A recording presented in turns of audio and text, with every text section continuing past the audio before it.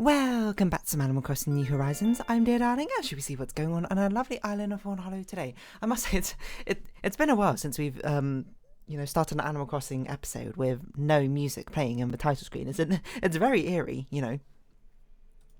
It reminds me of a story. I don't actually know, I'm not sure how true it is or how relevant it is, but there is a story of, I think it was a D&D campaign or something, where I'm not going to spoil for you what the enemy was, because if you've not heard of the enemy, it's a really cool enemy before.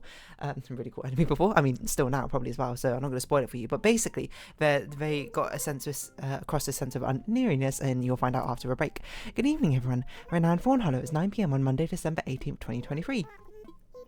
What they were basically doing is they played white noise throughout their session, or at a certain point in their session, very, very quietly, just in the background. So everyone had the sense of there's some background noise going on, but it's quiet enough that you would not consciously be hey, what's that noise, or anything like that. It's just something very quietly, which I suppose subtly your brain picks up on. And then to get a sense of uneeriness, they stop the white noise.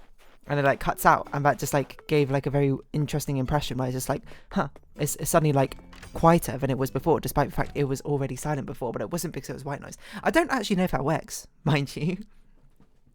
I don't know if that's actually effective at being, tricking the brain subconsciously into being oh, it sounds even quieter than it is usually. But I mean, you probably got that before. I don't know if you've ever been home alone. That probably depends on your age, and probably depends on, how much family you have, or whether you live alone, or I don't know. Because I don't know if I'm talking to you and you're 8 years old, or if I'm talking to you and you're 80 years old, in which case, you have very different life experiences. But there is something eerie, I suppose, at being home alone, and not in the Kevin McAllister way. Just sort of the way of, every sound sort of sounds magnified in a way. I'm not someone who... Well, okay, hold on. I tend to say I'm someone who doesn't really get easily scared. But that's not to say I don't get scared. I am a human being after all. I'm not like a robot. I just tend to not get scared as much in fictional media properties. Things like haunted houses, things like horror games. Well, certainly you can startle me. You can jump scare me. Don't get me wrong. I'm not impervious to it. But that creeping feeling of horror feels disconnected to me, because, in my head, I'm just it's fake. So it's not actually real. But believe you me, if I found myself in an actual horror movie situation, I would probably be pretty scared. I still think I'd try to act as rationally and calmly as possible, because I still can keep calm in very high pressure situations.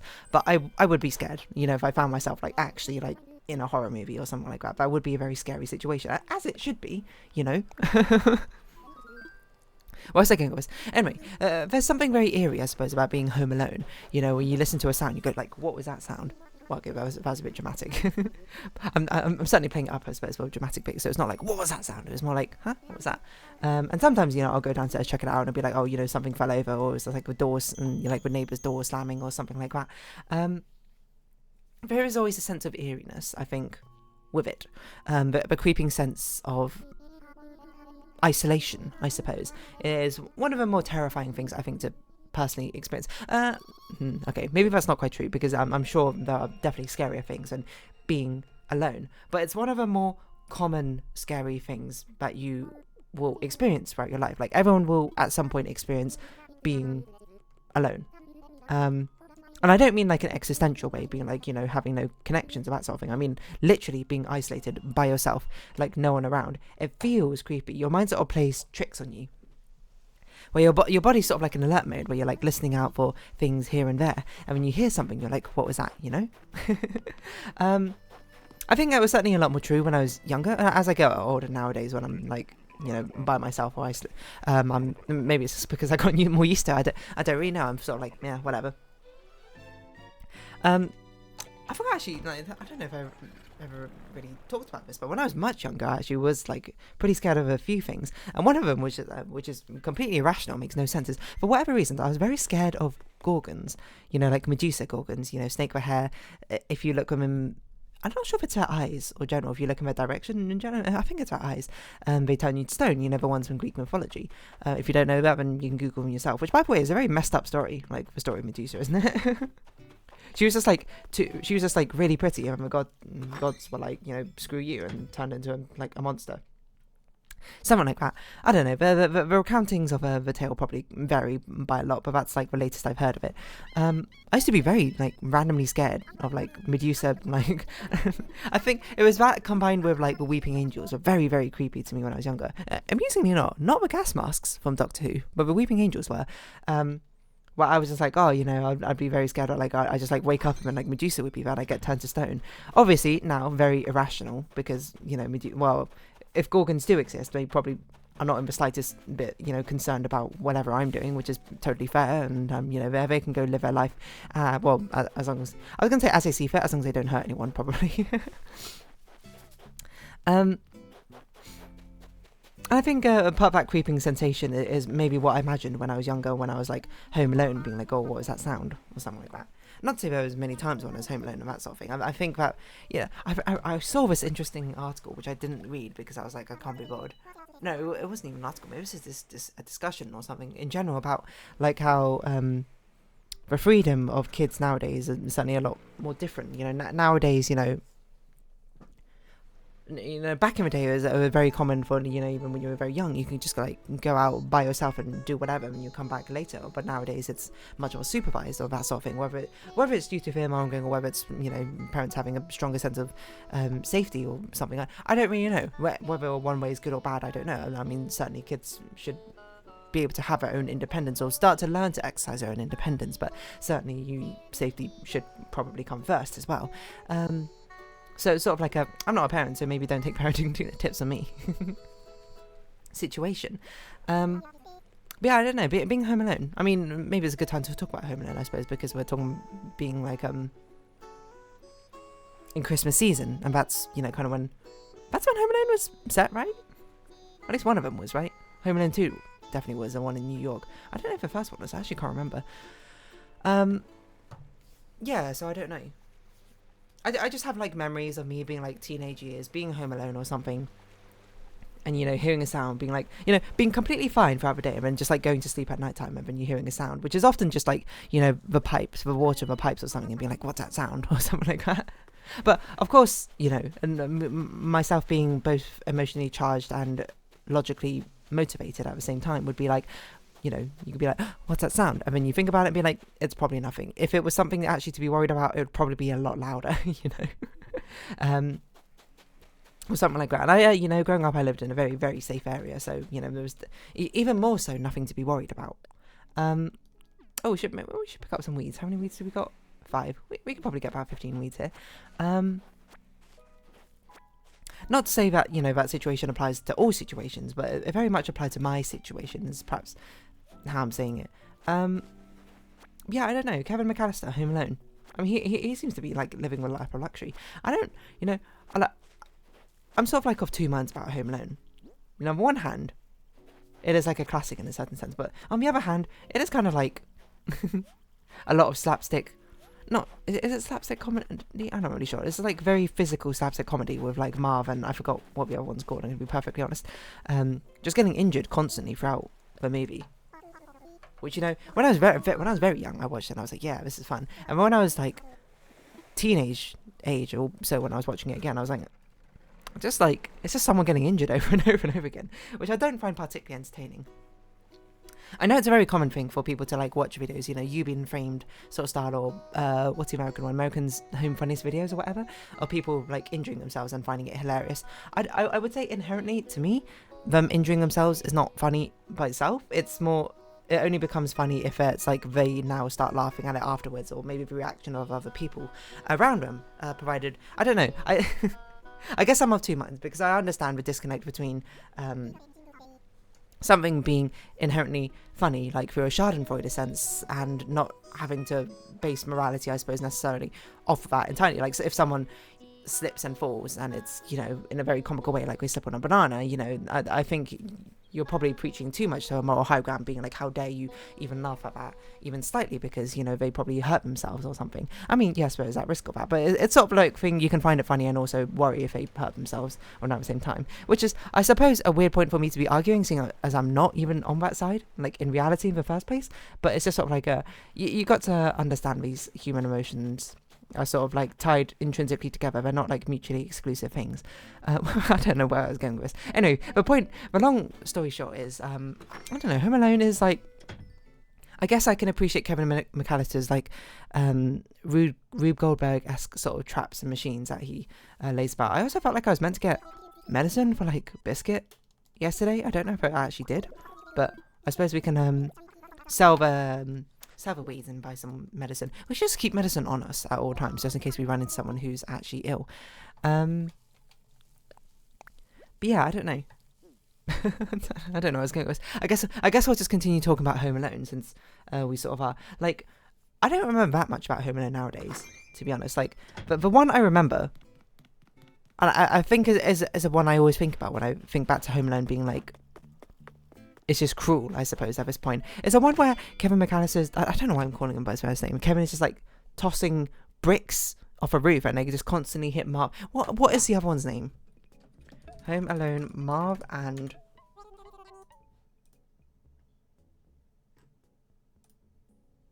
Harry. Where he's just like constantly tossing bricks off like the roof and it's hitting like Marv in the face. Obviously, you know, the actor didn't get injured or anything like that. It's something just done for the sake of slapstick comedy. But I gotta be like, that's just like kind of cruel, Kevin, you know? And you call serious concussions. That's like, you're throwing a brick and it's accelerating over like 4 stories of a building to hit them smack bang in the face. Like, I know they're thieves. I know they're trying to break in and rob the place.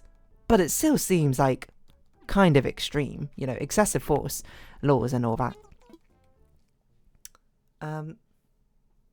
Again, I guess he is a kid. Maybe if that happened in real life, I'd just be like, I don't know actually.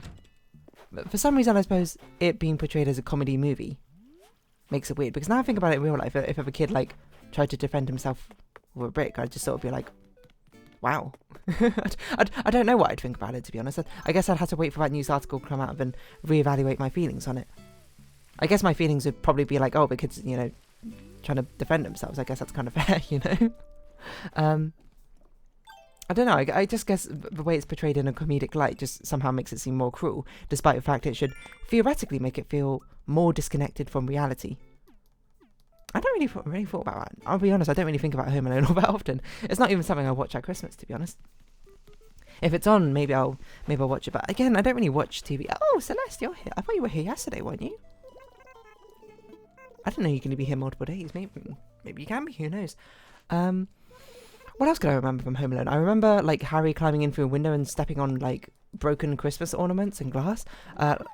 There's like a flamethrower which like lights his head on fire and he like dunks his head in the toilet or something.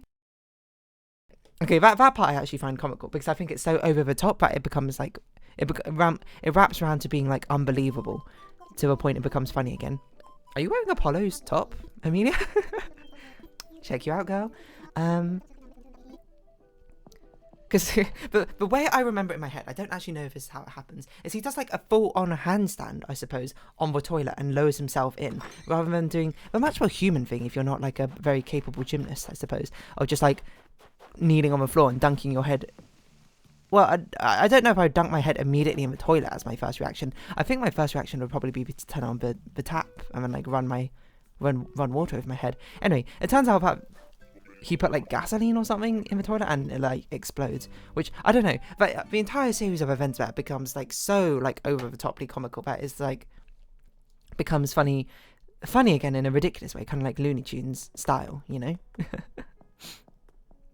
I guess that's what I'm learning about myself, you know, that there needs to be, you know, things are funny when people don't get hurt, and then when people get hurt, they stop becoming funny again, and then they start becoming funny again when it becomes like Looney Tunes style, when it becomes so ridiculous that it doesn't feel like it's even tangibly related to reality anymore. Like someone chucking bricks off a building, it feels, I mean, I guess it's kind of grounded. Like I haven't seen anyone do that, but like it's plausible, I guess. But so someone like having a aerosol flamethrower lighting their head on fire, then the response being to do a handstand into a toilet full of like explosive gasoline or whatever, it's just far too Looney Tunes-esque logic for it to be even somewhat like believable. And maybe that's when things, you know, it's like an uncanny valley of humour, of Schadenfreude humour. For me personally, I don't know. You know, I'm evaluating at runtime here. I'm finding my own reflections on Home Alone. I don't really remember much of a plot of Home Alone. It's like Kevin McAllister in a really big family. Everyone goes on holiday, except for they forget about Kevin somehow. I don't really remember how they forget about him. I feel like I have a feeling he's in the airport and then he gets swept off onto a different flight. That might be Home Alone 2 though, now I think about it. I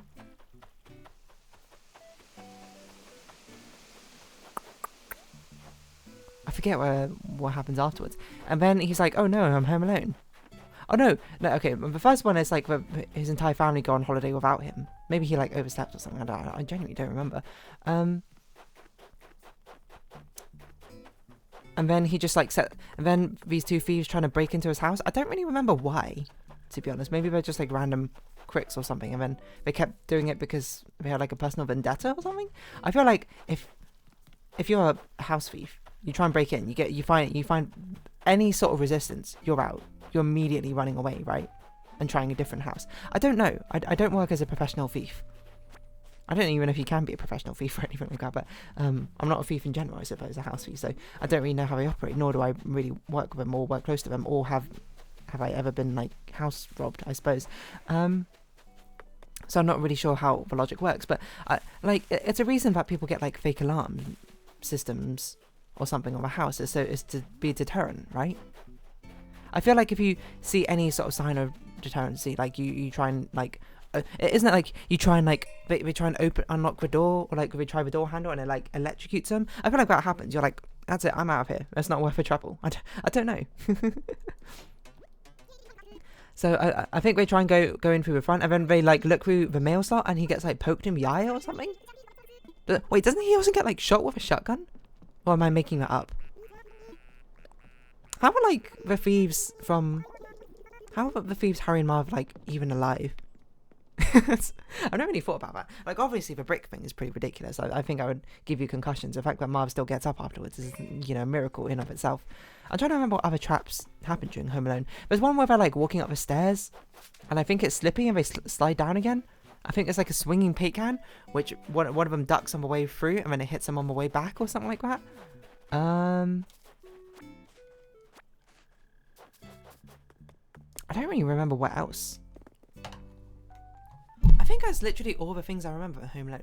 I feel like I remember him winding up a robot and putting it in the basement, and it becomes a sort of like Chekhov's gun, which later on becomes relevant. I don't remember how, in the slightest. Nor do I remember really how the movie ends. I remember how Home Alone 2 ends, where he's like, you know, the only wish I have for this Christmas is just to see my mum. And then the mum just like appears in the background being like, Kevin? And he goes, well, that was fast, or something like that, right?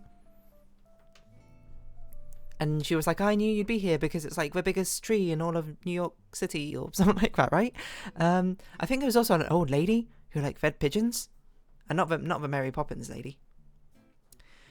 Feed the birds, tuppence a bag. I don't know why I love singing that song so much. I'm trying to think what else. I don't really remember much else on Home Alone. How many are there? I'm gonna guess there's 5. Home Alone. I'm surprised there's not been like a modern remake of it now I think about it. How many have there been? List of films featuring home invasions. That's a highly specific thing. Right, let's see. Home Alone.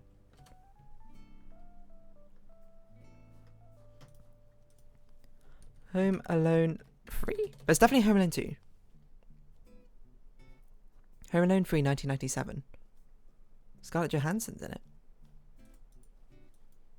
Oh, so there are sequels, just not with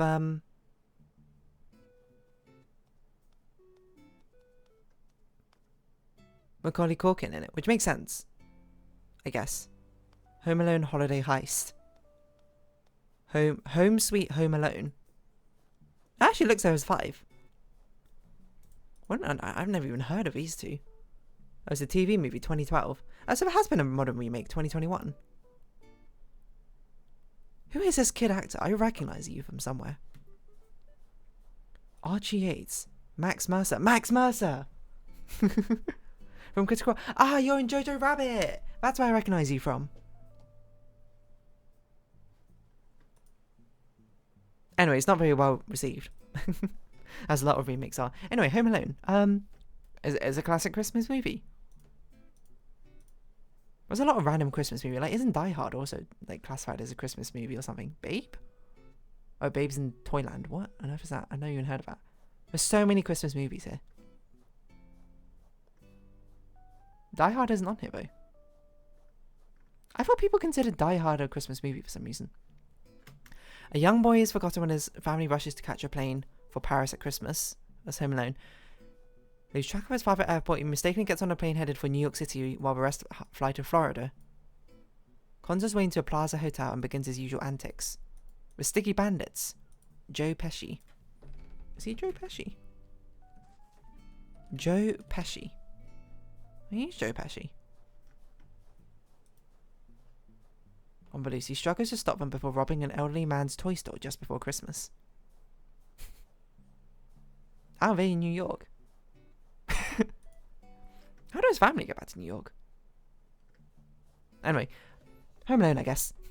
If you have been watching, thank you very much. It's been Animal Crossing New Horizons. I've been Dear Darling. Likes, comments, subscription, shares, greatly appreciated. Socials, Discord down below. Hope you see each other again, but for now, it's our farewell. So until next time, bye-bye for now.